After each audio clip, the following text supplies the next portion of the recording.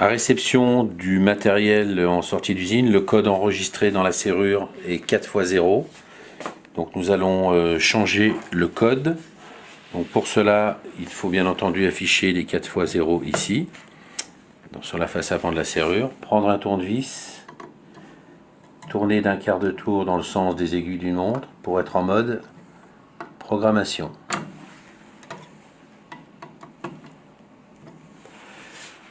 Supposons que nous souhaitons changer le code et passer 4x1.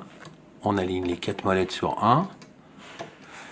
Et à nouveau, on tourne dans le sens inverse des aiguilles du montre le poussoir. Ainsi, nous sommes sur la position code 4x1.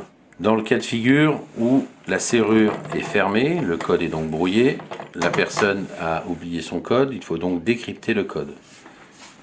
Dans ce cas précis, on utilise la clé passe qu'on introduit dans le barillet, on tourne d'un quart de tour, et là, dans ce cas précis, on peut ouvrir la porte. L'opération suivante consiste à décrypter le code. Il faut donc prendre le tiroir, le faire coulisser vers le haut, se munir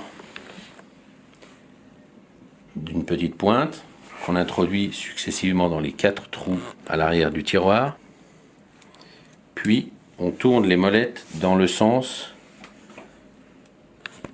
de haut en bas, et à un moment donné, lorsque le code est retrouvé, la petite tige métallique rentre plus à l'intérieur du tiroir. On sent un léger clic.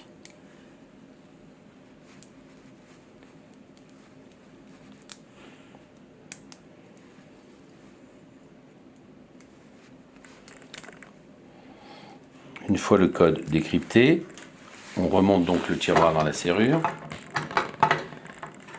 dans ce sens-là,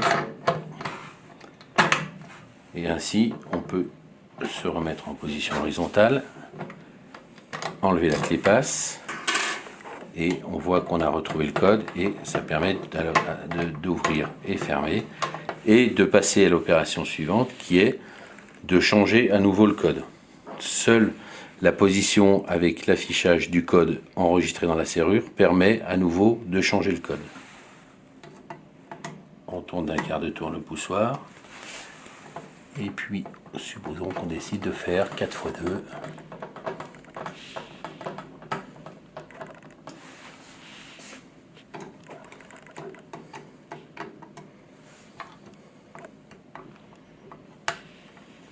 Ainsi, le code 4x2 est enregistré et permet d'ouvrir et fermer la porte.